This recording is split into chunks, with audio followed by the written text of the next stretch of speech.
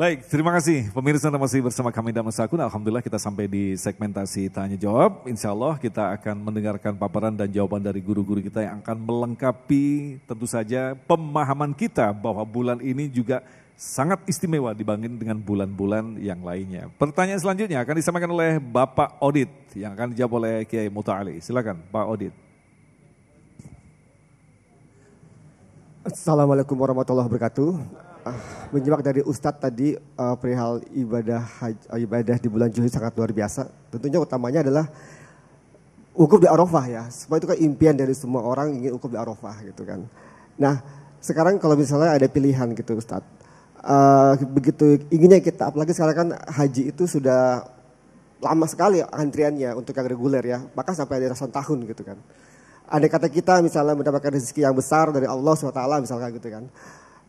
Sedangkan ada haji dengan metode furoda gitu kan, yang katanya daftar langsung bisa berangkat gitu kan, walaupun mungkin harganya sangat mahal, misalkan sampai kalau berdua mungkin bisa 0,5 M gitu kan. Nah pada saat yang sama kondisi kita juga misalkan ingin membeli rumah karena belum punya misalkan gitu. Nah lebih utama mana yang Allah cintai? Apakah kita ambil haji furoda atau kita mungkin kebutuhan pribadi kita dulu misalkan seperti itu. Mungkin Ustaz bisa kasih pencerahan. Terima kasih. Assalamualaikum warahmatullahi wabarakatuh. Assalamualaikum warahmatullahi wabarakatuh. Ini pertanyaan menarik sekali. Silakan Kiai Muta'ali. Baik. Ini pertanyaan kita semua nih ya. Tentu setiap kita ingin berhaji. Nabi SAW itu amat mencintai umatnya. Umatnya tentu nggak semuanya mampu untuk melaksanakan ibadah haji. Nggak semuanya umatnya mampu untuk berkurban. Maka Imam An-Nawawi ya ketika dia mensyarahkan kitab Al-Muhadzab karya Imam Asy-Syairazi, itu Nabi punya 2 syafaat. Syafaat sughra sampai dihitung tuh oleh Imam Asy-Syairazi ada 999. Itu yang Nabi berikan di dunia. Seperti begini, umatnya nggak, sekarang kan masa tunggunya luar biasa. Ada yang 20 tahun, bahkan di Malaysia berapa tahun? 100 tahun gitu ya. Jadi calon cucu udah didaftarin. Luar biasa itu. Nah, nggak semua umat Nabi mampu untuk berhaji ngelihat kondisi seperti itu. Tapi Nabi keluarkan syafaat sugronya, emergency exit. Barang siapa sholat subuh berjamaah, kemudian zikir, datang waktu syuruk, sholat 2 rakaat, pahalanya seperti apa? Haji dan umroh. Maka ketika dia wafat, ditanya, pernah haji enggak? Belum. Pernah sholat subuh? Ada jawabannya itu emergency exit. Jadi yang belum pernah haji ya, sholat besok di Masjid An-Nur, kemudian datang ke mana itu, ke percetakan, bikin kartu nama, Haji Agung. Kapan hajinya? Tadi di Masjid An-Nur. Ini namanya apa? Syafaat sughra. Enggak semuanya umatnya mampu berkurban. Apa kata Nabi SAW riwayat Aisyah? Nabi menyembelih 2 ekor kambing yang gemuk-gemuk dan bertanduk. 1 ekor untuk diri dan keluarganya, 1 ekor untuk umatnya. Nabi sayang betul itu. Kalau umatnya sampai wafat belum berkurban, sudah dikurbankan dulu oleh Nabi. Saking sayangnya Nabi kepada umatnya, Allah berikan 2 namanya kepada Nabi kita Muhammad. Akhir surat At-Taubah. Laqad ja'akum rasulun min anfusikum azizun 'alaihi ma 'anittum harisun 'alaikum bil mu'minina raufur rahim. Rauf itu punya siapa itu? Punya Allah. Rahim punya siapa nama itu? Punya Allah. Allah kasihkan kepada Nabi kita Muhammad SAW. Ini sosok pemimpin yang luar biasa, sayang betul kepada masyarakatnya. Subhanallah. Ini namanya apa nih? Syafaat sughra. Begitu tuh ya. Tapi yang punya duit banyak, ya mobilnya banyak, rumahnya di mana-mana, nggak melaksanakan ibadah haji, cukup sholat subuh, nggak benar itu mah, nggak benar namanya. Jangan Pak, itu menggunakan hadis bukan pada tempatnya namanya. Rata-rata kita nih Pak ya, mohon maaf, kita memikirkan kebutuhan kita. Padahal kalau kita mohon maaf taat kepada Allah, wa may yattaqillah yaj'al lahu makhraja. Itu Allah nanti bangunin rumah Pak. Subhanallah. Ketika turun syariat kurban, surat apa? Al-Kautsar. Inna a'tayna kal kautsar.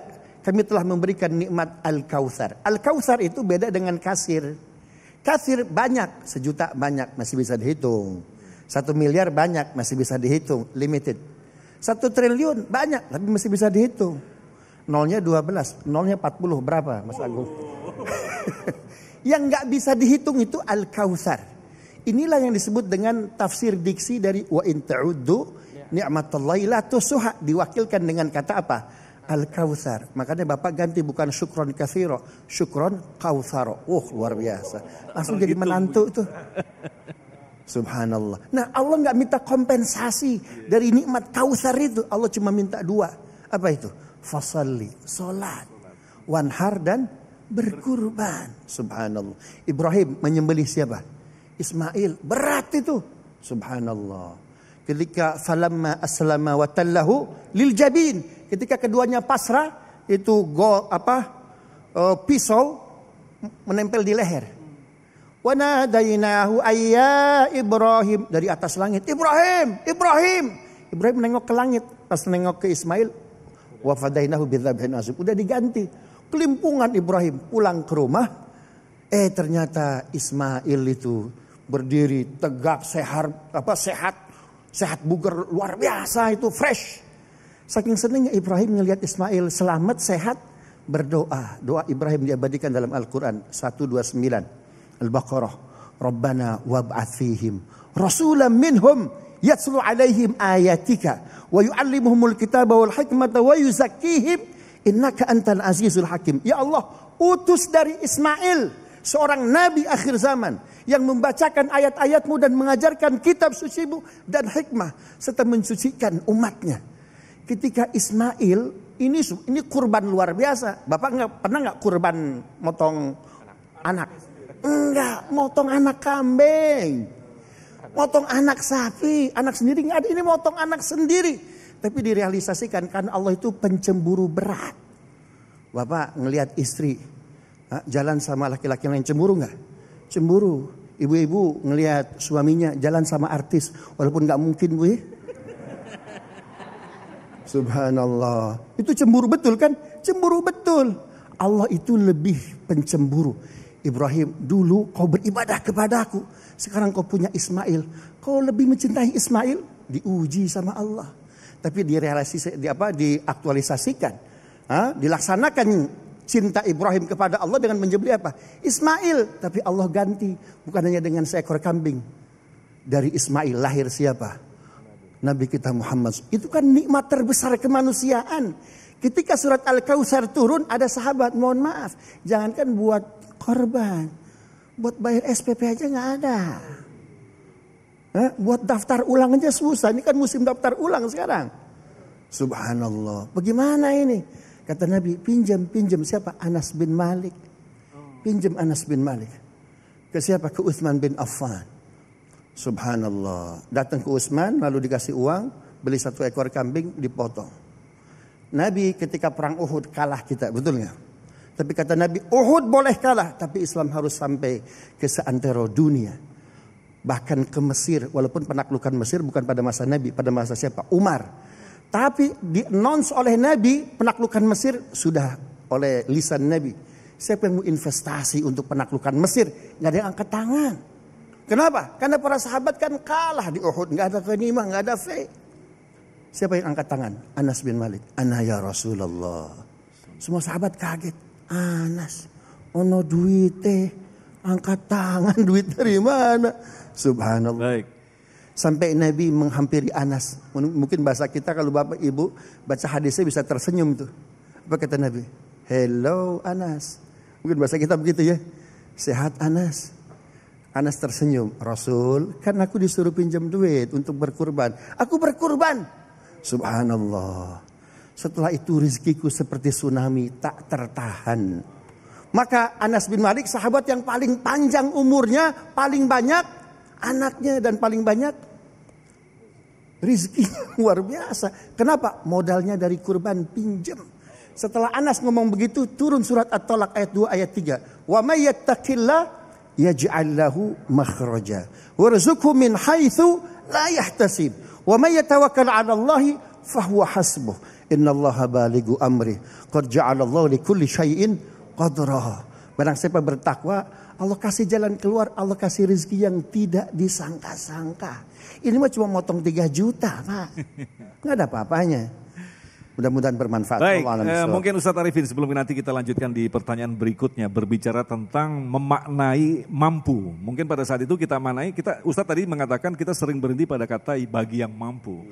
Pada saat itu mungkin berbicara di wilayah ekonomi. Tapi ada sisi yang lain dimampukan oleh Allah.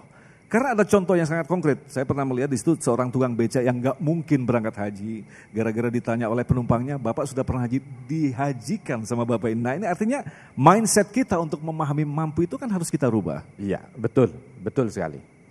Jadi kadang-kadang orang merasa bahwa mampu itu hanya sebatas pada materi. Tapi yang utama sebenarnya adalah dia dianggap mampu di hadapan Allah Subhanahu wa taala. Makanya kan ada niat gitu ya. Ada niat, ada keinginan, ada apa. Nah dari niat itulah nanti Allah Subhanahu wa ta'ala akan melihat. Caranya Allah yang akan atur. Bukan 1-2 cerita tukang becak naik haji tiba-tiba.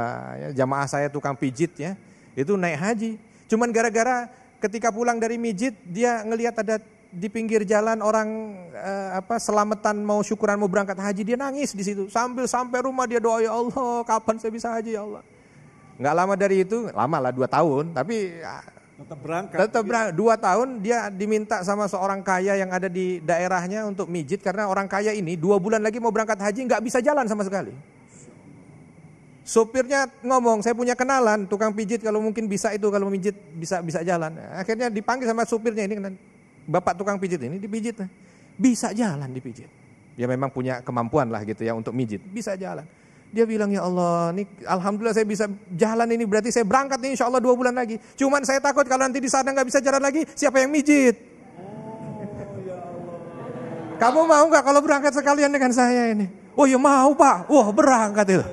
Orang kaya punya banyak duit mana? Istrinya dengar di kamar, keluar istrinya. Enak aja Pak kalau Bapak ada yang mijit, dan nanti saya siapa di sana yang mijit? Ya. Ini yang tukang pijit bilang, nggak apa-apa Bu, istri saya juga bisa mijit. Kalau gitu berangkat sekalian, berangkat ini 2. Ya Allah, luar biasa. Ini kisah nyata, ini jamaah. Cuman jamaah ketemu saya bukan di haji, ketemu di umroh. Dia cerita, karena waktu habis tawaf nangis dia. Kenapa? Dia bilang, mohon maaf saya nangis. Kenapa? Saya teringat cerita saya dulu, ya Allah. Artinya itu tadi, ada yang model begitu. Cuman kadang-kadang kita ini banyak ragu kan di hati ini ya. Aduh kayaknya kalau saya itu gimana ya, gimana. Itu satu, gimana. Yang kedua masih tadi omongan orang aja. Haji tapi nanti kalau rumah gak naik-naik kata orang, aduh repot ya. Katanya udah pegawai begini-begini rumah masih begitu aja. Itu dunia masih jadi. Tadi yang disampaikan oleh Kiai, kalau udah ini jangankan korbannya Anas bin Malik itu jadi contoh gitu. Ngawali korban dari pinjam, habis itu kayak tsunami rezekinya, Masya Allah. Dan banyak cerita begitu. Haji udah habis-habisan dia mau berangkat haji, tapi begitu pulang gimana? Ya ada juga yang habis-habis bangkrut juga ada gitu ya. Jangan nanti ceritanya, ya Allah saya udah begini nih ya, tolong kasih. Enggak juga begitu ya. Jangan marah begitu bangkrut habis itu. Karena kalau dunia ini enggak ada nilainya di hadapan Allah, la yusawi janaha ba'udah. Ya di mata Allah Subhanahu wa taala namanya dunia ini enggak lebih baik daripada sayap nyamuk. Jadi oke lah kalau mau dikasih hadiah enggak dikasih hadiah, dikasih rezeki nggak dikasih rezeki itu. Tapi kesempatan kita beramal soleh itu sesuatu yang luar biasa yang tidak Allah berikan kepada hambanya kecuali yang dicintai.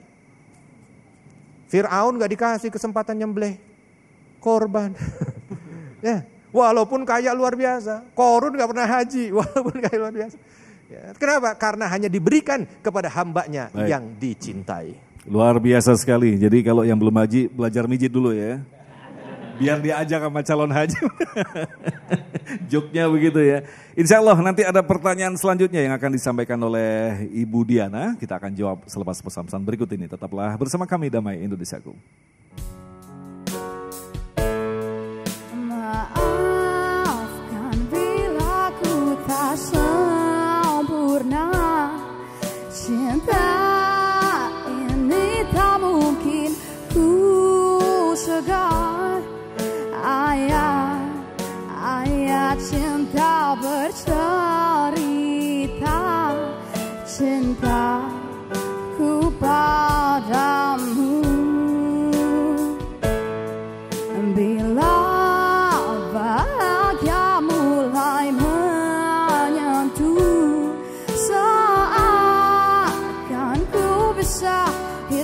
lebih lama